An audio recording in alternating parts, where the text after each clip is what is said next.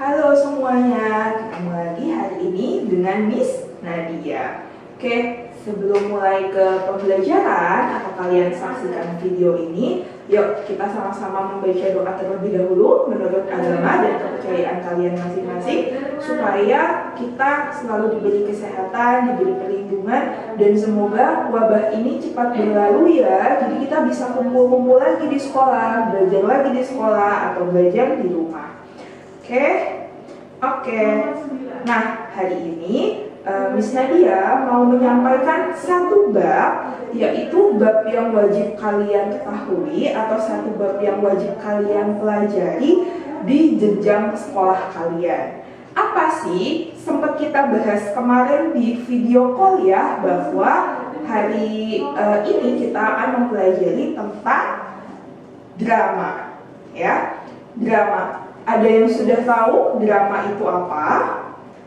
Oke, drama adalah salah satu karya sastra yang dapat kita nikmati saat karya tersebut sudah dipentaskan atau sudah diperagakan. Tapi dalam mempersiapkan drama pun kita perlu sebuah naskah. Jadi dalam melakukan drama kita tidak bisa tanpa naskah atau memainkannya atau mementaskannya begitu saja. Maka dari itu, dalam drama ada dua hal yang harus diperhatikan, yaitu kita harus memperhatikan pementasan dan juga kita harus memperhatikan naskah. Jadi ada dua hal ya yang patut kita ketahui dalam mempelajari tentang drama.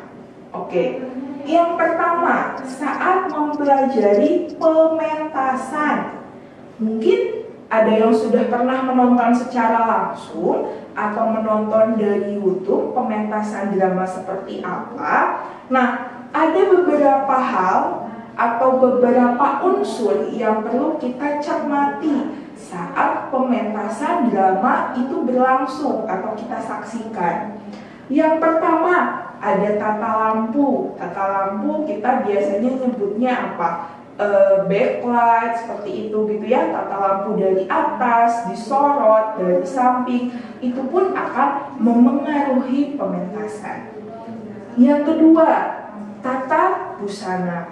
Tata busana seperti apa yang dimaksud? Tata busana di sini adalah apakah tokoh tersebut nih, misalnya dia jadi dokter, kostumnya, busananya harus seperti apa? Nah, selanjutnya tata rias. Nah, tata rias ini yang nantinya akan membantu mimik muka seorang tokoh dalam memerankan drama. Tata panggung ada berbagai teknik, ada blocking ya kan, geser ke kiri, geser ke kanan, mimik wajah, ekspresi seperti itu. Dan terakhir ada tata musik atau tata suara, back sound. Misalnya nanti sedang ada adegan lari-lari, seperti apa sih back sound yang cocok seperti itu. Itu untuk satu hal dulu ya, atau satu unsur dulu dari pementasan yang harus kita perhatikan bersama-sama. Selanjutnya kita masuk ke bagian yang kedua atau hal yang kedua yang harus diperhatikan saat mempelajari atau kita menyaksikan drama. Yang kedua, naskahnya. Nah, naskahnya. Pementasan sebuah drama tidak terlepas dari penulisan naskah tentunya. Nah, bagian-bagian naskah ada 4. Ada prolog, ada dialog, ada epilog, dan yang terakhir ada kramagum. Waduh, bahasa apa itu ya? Bahasa dari planet mana ya? Ada yang baru dengar mungkin. Oke. Miss jelaskan sedikit ya. Untuk prolog itu adalah bacaan atau wacana yang ada di awal naskah. Biasanya prolog itu menjelaskan tentang latar atau setting di mana sih cerita itu terjadi. Kalau dalam teks dongeng, teks cerpen itu bisa disebut sebagai orientasi atau abstraksi. Nah, kalau di drama itu disebutnya prolog. Nah, selanjutnya untuk dialog. Dialog tentu jelas apa? Ya, betul, itu adalah percakapan antar tokohnya. Tokohnya ada 5, ada 6. Itu nanti disampaikan melalui dialog. Selanjutnya yang terakhir, epilog. Epilog jangan terbalik ya. Kalau prolog itu di awal, kalau epilog itu di akhir. Epilog itu adalah penutup atau bacaan atau wacana di akhir naskah. Biasanya berisi simpulan atau berisi pesan moral atau nilai-nilai yang terkandung di dalam drama tersebut. Dan yang terakhir, Kramagung. Nah, mungkin banyak yang baru dengar ya, Kramagung itu apa sih? Oke, Miss tambahkan catatannya biar pada ingat. Kramagung itu bisa kita sebut sebagai tindak laku atau penunjuk laku.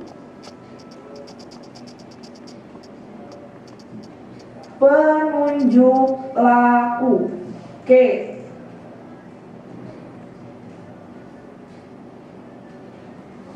Yang seperti apa sih penunjuk laku? Mungkin beberapa dari kalian sudah pernah membaca naskah drama, pernah misalnya di depan dialog sebelum si tokoh berbicara itu ada yang berada di dalam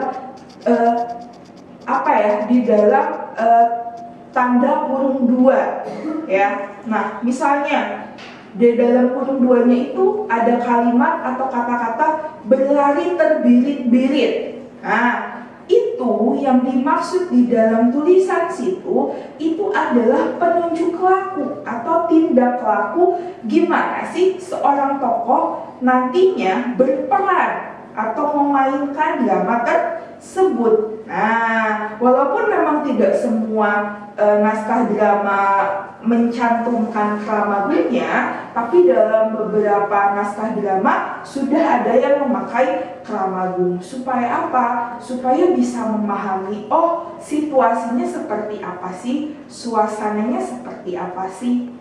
Nah, jadi hari ini kita mempelajari 2 hal yang berkaitan dengan drama, yaitu pementasan dan juga naskah.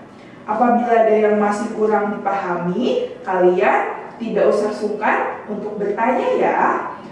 Untuk materi ini, Miss cukupkan sekian. Nanti tugasnya akan Miss berikan terpisah dari video ini. Oke, terima kasih.